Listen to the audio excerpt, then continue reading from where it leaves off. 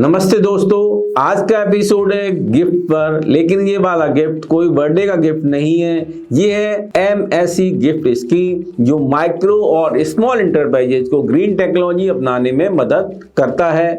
और मजे की बात ये है कि इसमें आपके बिजनेस का भी एनवायरमेंटल फ्रेंडली बनने का चांस है। अगर आप सोच रहे हैं कि ये ग्रीन टेक्नोलॉजी क्या भला है, तो टेंशन मत लीजिए, हम इसे आसानी से समझते हैं। सबसे पहले स्कीम का मकसद जान लेते हैं। ये स्कीम नंबर 1, माइक्रो और स्मॉल इंटरप्राइजेस को सोलर पैनल, विंड टर्बाइन और बायोगैस जैसी टेक्नोलॉजी अपनाने में मदद करती है। सोचिए, जैसे सूरज की रोशनी से बिजली पैदा करना और हवा की ताकत से बिजनेस चलाना। नंबर 2, क्लीन ट्रांसपोर्ट को बढ़ावा देती है, मतलब इलेक्ट्रिक गाड़ियों का इस्तेमाल करना, जैसे पेट्रोल के झंझट से छुटकारा पाना। नंबर 3, एनर्जी इफिशिएंट प्रोजेक्ट को बढ़ावा देती है, जैसे upgrading to energy efficient machinery, LED lighting और implementing smart energy management system, waste management, green building.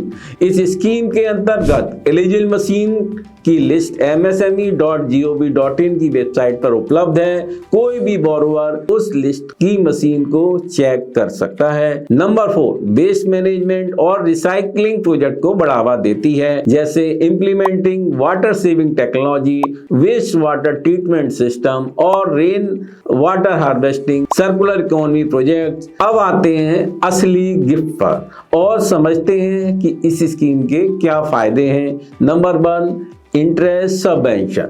2 crore तक के लोन पर 2% की छूट। इसमें मैक्सिमम 5 इयर्स के लिए लोन मिल सकता है, यानी मैक्सिमम 10% का बेनिफिट ले सकते हैं। इसको एक एग्जाम्पल से समझते हैं। दोस्तों, आज हम एक मस्त रियल लाइफ उदाहरण के जरिए समझेंगे कि एमएससी गिफ्ट स्कीम में मिलने वाले 2% इंटरेस्ट सबवेंशन से कितना फायदा हो सकता है। चलिए शुरू करते हैं।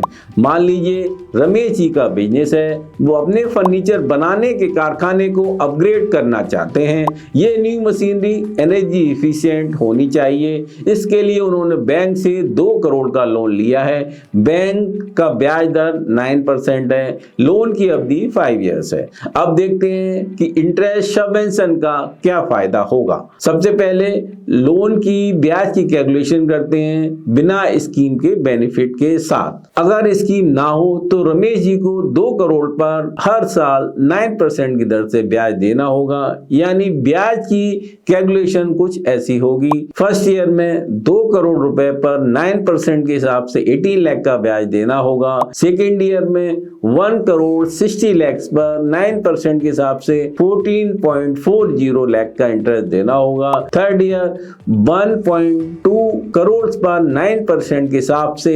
10.80 लाख का इंटरेस्ट देना होगा। फोर्थ ईयर में 80 लाख पर 9% के हिसाब से 7.20 लाख का इंटरेस्ट देना होगा। फिफ्थ ईयर में 40 लाख पर 9% के हिसाब से 3.60 इंटरेस्ट देना होगा। इस तरह से टोटल इंटरेस्ट 54 लाख का देना होगा। अब समझते हैं कि इस स्कीम के साथ बेनिफिट होने पर क्या इंटरेस्ट कॉस्ट आएगी। एमएससी गिफ्ट स्कीम में गवर्नमेंट रमेश जी को 2% इंटरेस्ट सबवेंशन देती है, यानी उन्हें 9% की जगह 7% इंटरेस्ट देना होगा। चलिए इसे कैलकुलेट करते हैं।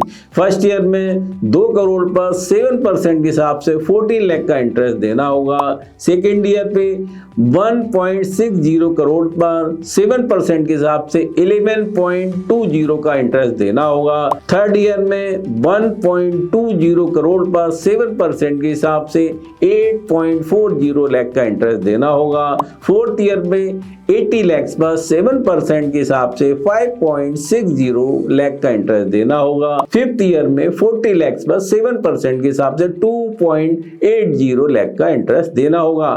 इस तरह से कंप्लीट 42 लाख का इंटरेस्ट देना होगा। अब समझते हैं कि रमेश जी को इस स्कीम को इम्प्लीमेंट करने से क्या फायदा हुआ। तो दोस्तों, रमेश जी ने कुल ब्याज में कितना बचाया इसको समझते हैं। बिना स्कीम के उनको 54 लाख का इंटरेस्ट देना होगा, स्कीम के साथ 42 लाख का इंटरेस्ट देना होगा। इस तरह से उनकी 12 लाख की इंटरेस्ट की बचत होगी।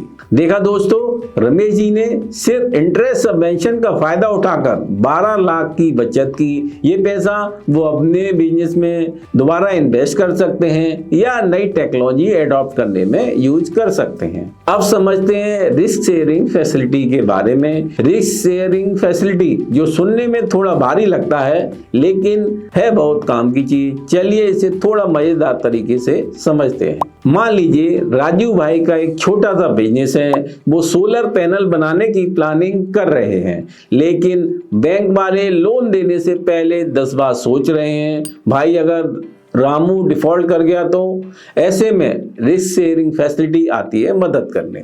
बैंक लोन का 75% से लेकर 85% तक के लोन को रिस्क कवर कर सकता है इस स्कीम में। मतलब यदि राजू भाई ने 2 करोड़ का लोन लिया और लोन में किसी वजह से डिफॉल्ट किया तो बैंक को सिर्फ 25% की ही रिस्क होगी। बैंक का लॉस मैक्सिमम 50 लाख तक ही होगा, बाकी का लॉस इस स्कीम के अंतर्गत कवर हो जाएगा। Risk sharing facility banks, NBFC या फाइनेंशियल इंस्टीट्यूशन को पार्शियल क्रेडिट गारंटी देती है। मतलब बैंक वालों को ये भरोसा देती है कि अगर राजू भाई का बिजनेस लड़खड़ा गया तो उसकी भरपाई में रिस्क शेयरिंग फैसिलिटी मदद करेगी।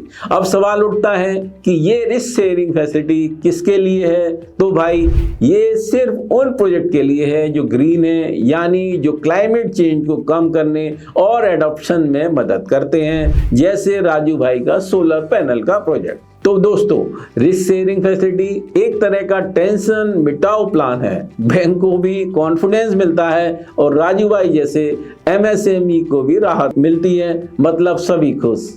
माइक्रो और स्मॉल एंटरप्राइजेज जो रजिस्टर्ड हैं और मैन्युफैक्चरिंग या सर्विस सेक्टर में हैं, उन्हीं को इस स्कीम का बेनिफिट मिल सकता है। अब समझते हैं कि माइक्रो एंटरप्राइजेज कौन से एंटरप्राइजेज होते हैं। ये वो बिजनेसेज होते हैं जिन्होंने प्लांट एंड मशीनरी में 1 करोड़ तक का इन्वेस्टमेंट किया है और जिनका एनुअल टर्नओवर 5 करोड़ से ज्यादा नहीं है। स्मॉल एंटरप्राइजेज वो एंटरप्राइजेज होते हैं जिन्होंने अपने प्लांट एंड मशीनरी में 1 करोड़ से लेकर 10 करोड़ तक का इन्वेस्टमेंट किया है और जिनका एनुअल टर्नओवर 50 करोड़ तक ही है। अब समझते हैं कि इस स्कीम में कौन से प्रोजेक्ट कवर होते हैं। अब ध्यान से सुनिए, ये गिफ्ट सिर्फ इन्हीं प्रोजेक्ट्स पर मिलता है। नंबर 1, रिन्यूएबल एनर्जी, जैसे सोलर पैनल लगाना, मतलब सूरज मामा की मेहरबानी से बिजनेस चलाइए। Number 2, energy efficient green building, जैसे ऑफिस बनेगा हाईटेक और ग्रीन दोनों। नंबर 3, वेस्ट मैनेजमेंट, वेस्ट को दोबारा कमाई में बदलिए। नंबर 4, क्लीन ट्रांसपोर्टेशन, यानी गाड़ी चलेगी इलेक्ट्रिक वाली। चलिए इसे एक कहानी से समझते हैं। मुकेश जी जो एक छोटे पैमाने पर बेकरी चलाते हैं ने सोलर पैनल लगाया। अब उनकी बेकरी का बिल हुआ आधा और जो पैसे बचे उससे उन्होंने अपनी बेकरी में नई मशीन खरीदी। सोचिए, केक भी और सेविंग भी। अब समझते हैं कि इस स्कीम में रजिस्ट्रेशन के लिए क्या क्या डॉक्यूमेंट चाहिए होंगे। इसमें सबसे पहले बोरोवर के पास बैंक का सैंक्शन लेटर होना चाहिए। उसके बाद बोरोवर और बैंकर के बीच का लोन एग्रीमेंट होना चाहिए। इसके बाद टैक्स इनवॉइस होना चाहिए जो कि एलिजिबल प्लांट एंड मशीन से रिलेटेड हो। उसके बाद प्रोजेक्ट साइट की इमेज होनी चाहिए और इसमें ये भी इंश्योर करना पड़ेगा कि जो प्रमोटर या डायरेक्टर या पार्टनर है वो कोई डिफॉल्टर लिस्ट में नहीं होना चाहिए। चाहे प्रमोटर भी एज वेल एज जो एमएससी यूनिट्स है उसका भी किसी भी तरह का पास्ट में कोई डिफॉल्ट नहीं होना चाहिए। अब समझते हैं कि रिस्क शेयरिंग फैसिलिटी का क्या फायदा है। सबसे पहले समझते हैं बैंकों के लिए। बैंकों के लिए रिस्क कम होने से बैंक आपको आसानी से लोन देगा। बोरोवर लोन पर ब्याज दर कम और कोलेटरल की झंझट से भी आसानी से बच सकता है। अब देखिए, एमएससी खुद से पोर्टल पर जाकर रजिस्ट्रेशन नहीं करा सकते। आपको सोचना होगा ये किसी स्टूडेंट की तरह है जिसे कॉलेज एडमिशन चाहिए, लेकिन एडमिशन सिर्फ उसके पेरेंट्स या गार्जियन के जरिए ही हो सकता है। इस स्कीम में हमारे जो गार्जियन है वो है पार्टिसिपेटिंग लेंडर्स जैसे बैंक्स और एनबीएफसी। तो इसका सीधा मतलब ये है कि रजिस्ट्रेशन के लिए आपको बैंक और एनबीएफसी का सहारा लेना होगा। अब समझते हैं रिस्क शेयरिंग फैसिलिटी और इंटरेस्ट सबवेंशन स्कीम दोनों का फायदा एक साथ ले सकते हैं क्या? जी हाँ, एमएसएमई दोनों फायदे ले सकते हैं, इंटरेस्ट सबवेंशन स्कीम और रिस्क शेयरिंग फैसिलिटी, यानी दोनों एक ही प्रोजेक्ट में अवेल कर सकते हैं। अब आते हैं मजेदार टॉपिक पर, गारंटी फीस। मान लीजिए आप 2 करोड़ का लोन ले रहे हैं। ये ऐसा है जैसे आप अपने पुराने घर की पेंटिंग करवा रहे हैं। पेंटिंग का खर्चा हर स्क्वायर फीट पर डिपेंड करता है, वैसे ही यहाँ लोन की रकम पर फीस लगती है। तो इसको समझते हैं। यदि लोन अमाउंट 10 लाख से 50 लाख तक है तो फीस 0.55% लगेगी। यदि लोन अमाउंट 50 लाख से 1 करोड़ तक है तो 0.60 फीस लगेगी, और यदि लोन अमाउंट 1 करोड़ से 2 करोड़ के बीच है तो 1.20 की फीस लगेगी। इसके अलावा जीएसटी अलग से चार्ज किया जाएगा। लेकिन अगर आप वुमेन, SC ST या अग्निवीर हैं तो आपको 10% की छूट मिलेगी। वाह! और हाँ, नॉर्थ ईस्ट, जम्मू कश्मीर, लद्दाख या एस्पिरेशनल डिस्ट्रिक्ट में हो तो भी 10% की छूट मिलेगी। जेड सर्टिफाइड है तब भी 10% का डिस्काउंट, मतलब चारों तरफ छूट ही छूट। अब सब्सिडी कैसे मिलेगी ये समझते हैं। पहले एमएससी बैंक के पास जाएगा। बैंक क्या करेगा? बैंक लोन अप्रूव करने के बाद डॉक्यूमेंटेशन करेगा, फिर RFS की फीस पे करनी होगी, उसके बाद लोन मिलेगा। मतलब ये ऐसा है जैसे आपको पिज्जा खाना है, पहले ऑर्डर देना पड़ेगा, फिर पेमेंट करनी होगी, और पिज्जा आने के बाद ही मजे ले सकते हैं। इसके बाद बैंक ये प्रपोजल सिडबी को भेजेगा। सिडबी पूरी गाइडलाइन चेक करेगा और सब्सिडी को अप्रूव करेगा। फिर हर 6 महीने में आप और आपके लोन खाते में इंटरेस्ट सबवेंशन आ जाएगा। लेकिन ध्यान रहे, आपके बिजनेस को कम से कम 3 साल तक चलाना पड़ेगा, वरना सपने अधूरे रहने वाली बात हो जाएगी। अब बढ़ते हैं कुछ और रोचक पहलुओं की तरफ। अब तक हमने स्कीम के फायदे देखे और अब बात करेंगे कुछ मजेदार गलतफहमियों की जो अक्सर एमएसएमई के दिमाग में रहती है। पहली गलतफहमी, अरे ये तो सबके लिए है, मतलब हर एमएसएमई को मिलेगा। सच ये है कि हर एमएसएमई नहीं, बल्कि सिर्फ जिनके प्रोजेक्ट ग्रीन टेक्नोलॉजी से जुड़े हैं, जैसे रिन्यूएबल एनर्जी, वेस्ट मैनेजमेंट वगैरह। तो सबसे पहले ये चेक कर लो कि आपका प्रोजेक्ट इसमें फिट बैठता है या नहीं। दूसरी गलतफहमी, ये तो सीधा पैसा मिलेगा। भाई, इस स्कीम का नाम गिफ्ट तो है, लेकिन ये असल में गिफ्ट नहीं है। ये एक इंटरेस्ट सबवेंशन स्कीम है, यानी आपके लोन पर ब्याज कम किया जाएगा, पैसा सीधा हाथों में नहीं मिलेगा। तीसरी गलतफहमी, अरे ये तो झटपट हो जाएगा।